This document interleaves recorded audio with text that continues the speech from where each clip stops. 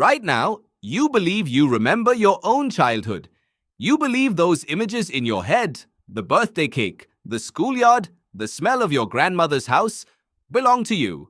But here is what the science says. A growing body of research suggests that many of your most cherished memories were never originally yours at all. That is not a metaphor. That is not philosophy. That is a finding replicated in laboratories across 4 continents, and it changes everything you think you know about the story you call your life. Your memory does not work like a camera. You were probably told at some point that memories are recordings, that somewhere in the folds of your brain sits a kind of archive, reliable, intact, waiting to be played back. The truth is so different it should disturb you. Memory is not a recording. It is a reconstruction. Every single time you remember something, your brain is not retrieving a file. It is rebuilding the experience from fragments, filling in the gaps with whatever material is available, and that material very often belongs to someone else. Elizabeth Loftus has spent more than 50 years studying this. She is a cognitive psychologist at the University of California, Irvine, and her work has been cited in more than 300 legal cases, including the trials of Ted Bundy and O.J. Simpson. Her core finding is both simple and staggering. Human memory is not just fallible. It is actively suggestible. You can be given a false memory and within days believe it completely, not as a vague impression. As a vivid, emotionally textured experience you would swear under oath actually happened to you. In one of her most famous experiments, Loftus showed participants a video of a car accident and then asked them a simple question. Some were asked how fast the cars were going when they hit each other. Others were asked how fast they were going when they smashed into each other.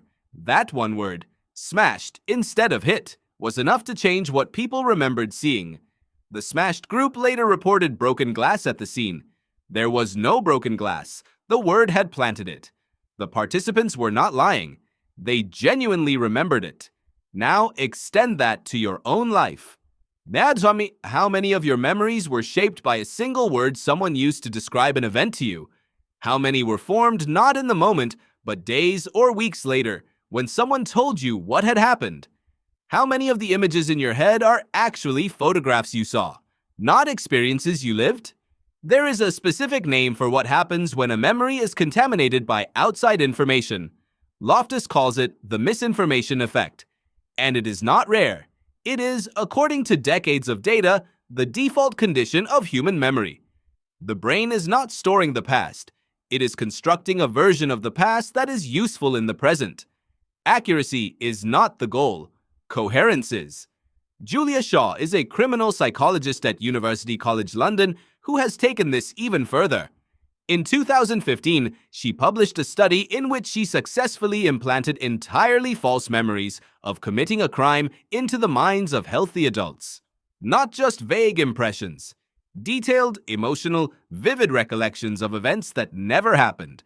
70% of her participants came to believe they had committed a crime in their teenage years.